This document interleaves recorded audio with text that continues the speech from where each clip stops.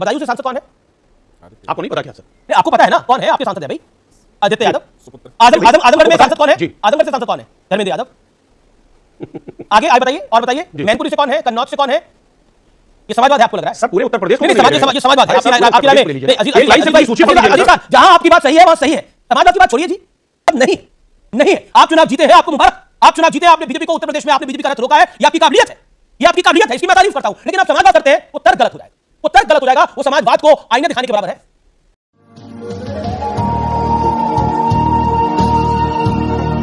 कैसे हैं आप लोग? उम्मीद करती हूँ आप लोग बहुत बढ़िया से होंगे। आप सभी का स्वागत है मेरे YouTube चैनल सैकड़ों इंसान रिटायर्ड में। आज हम बात करेंगे एक ऐसी भयंकर डिबेट के बारे में जिसमें दो पक्ष बीजेपी के प्रवक्ता सुधांशु त्रिवेदी और समाजवादी पार्टी के प्रवक्ता अजीज खां के बीच में ये डिबेट होती है। साथ ही यहाँ पे एंकर अमीश देवगन जी अजीज खान से कुछ सवाल करते हैं कि आप लोग परिवार की बात कर रहे हैं ना कि समाज की बात कर रहे हैं। तो इस पर अजीज खान चुप हो जाते हैं और क्या उल्टा ही बीजेपी पे आरोप लगा देते हैं कि आप जो हैं हिंदू मुसलमान कर रहे हैं। तो सुधांशु त्रिवेदी जी बड़ा अच्छा से कर्रा जवाब देते हैं और साथ ही बताते हैं कि हम तो हिंदू मुसलमान कर रहे हैं, लेकिन आप तो सिर्फ मुसलमान को ही देख रहे हैं। ये उल्टा आरोप दोनों लगाते हैं एक दूसरे के ऊपर। साथ ही यहाँ पे जो एंकर हैं हमारे अमीश देवगन, उन्होंने उनसे सवाल किया है कि बदायूं के सांसद कौन है, मैनपुरी के सांसद कौन है, आजमगढ़ के सांसद कौन है। तो इस पर अजीज खां चुप हो जाते हैं, चुप्पी साध लेते हैं। वीडियो बहुत ही इंटरेस्टिंग है, साथ ही फनी भी है। आप वीडियो को पूरा देखिएगा, स्किप मत कीजिएगा, क्योंकि बहुत सारी ऐसी जानकारी हमें इस वीडियो के माध्यम से मिल सकती है और इंटरेस्टिंग है। चलिए वीडियो स्टार्ट करते हैं। क्या जीत गए भैया आप? इसलिए पीडीए हिंदुत्व पर भारी पड़ा है। आप बिल्कुल हिंदू मुसलमान की राजनीति करते ही नहीं है, आपको करने की आवश्यकता ही नहीं है। आपको एक तरफ तो डिवाइड है ही मामला, उसको फर्दर डिवाइड किया जाता है, दूसरी तरफ एकजुट है ही मामला। वहां वोट जिहाद का नारा आपके लोग लगा देते हैं, आपके नेता लगा देते हैं। कहानी खत्म, कहानी फिनिश, दी एंड। अजीज भाई, आप हिंदू मुसलमान की राजनीति करते ही नहीं, आप सही कह रहे हैं अमीश भाई, सही कह रहे हैं भाई। समाजवादी पार्टी समाजवाद में विश्वास, सर सुन लीजिए सर, समाजवादी पार्टी समाजवाद में विश्वास रखती है। जो शोषित दलित वंचित समाज है, हम उसकी राजनीति नहीं, उसको हक दिलाने की बात करते हैं। जहां उसके हक की बात होगी, चलिए समाजवाद की बात होगी, बिल्कुल समाजवाद की बात होगी, बिल्कुल समाजवाद की बात कर लेते हैं, बिल्कुल समाजवाद की बात कर लेते हैं। बताइए उसे सांसद कौन है? आपको नहीं पता क्या सर? नहीं, आपको पता है ना कौन है आपके सांसद है भाई? आदित्य यादव। आजमगढ़ में सांसद कौन है? आजमगढ़ से सांसद कौन है? धर्मेंद्र यादव।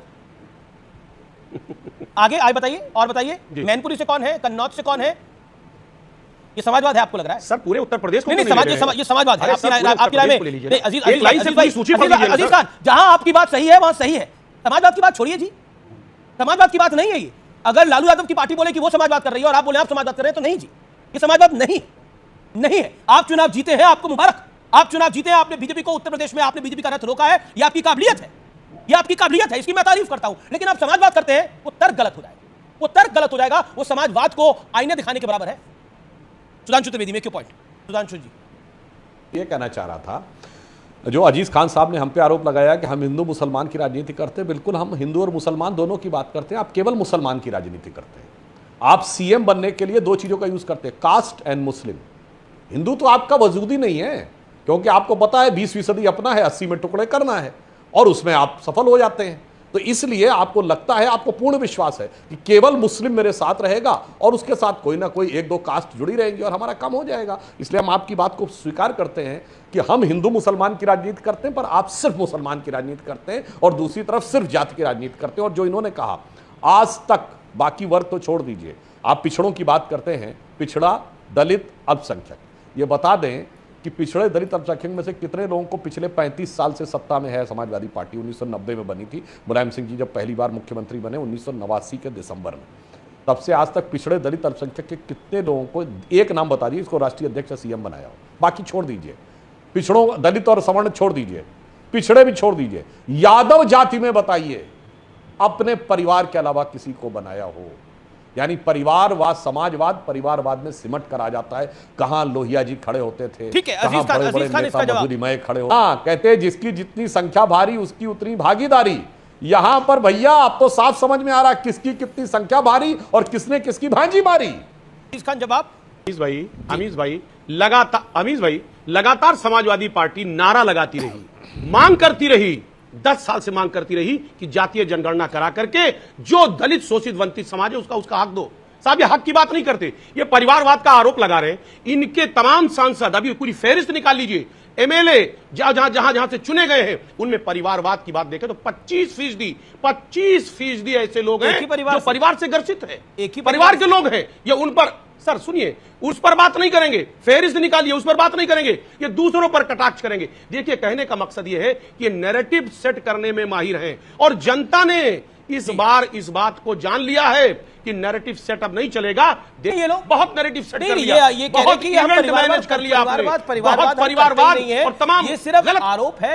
ये तो समाजवाद कर रहे हैं, लालू जी समाजवाद कर रहे हैं, अजीज खान की आपकी पार्टी समाजवाद कर रही है। चुनाव के दौरान तो हम सारी बातें बता चुके हैं, मगर मैं सिर्फ एक नैरेटिव बता देता हूं। कांग्रेस ने गला फाड़ फाड़ के कई बार कहा कि 30 लाख केंद्र सरकार की नौकरियां हैं जिसको भरे नहीं जा रहे। कोई जाके दर्शकों में चेक कर ले कि 2014 में जब इनकी सरकार गई, कुल कर्मचारी कितने थे केंद्र सरकार के? 47 लाख। यानी महोदय 67 साल के बाद 47 लाख थे और आप कह रहे 5 साल में आप 30 लाख और कर देंगे। ये कौन सा तर्क था भाई? यही इसी को कहते हैं भ्रम फैलाना। और आरजेडी ने अपने घोषणा पत्र में कहा हम 1 करोड़ नौकरी देंगे। 12 करोड़ कुल बिहार की आबादी है और नौकरी दे देंगे 1 करोड़।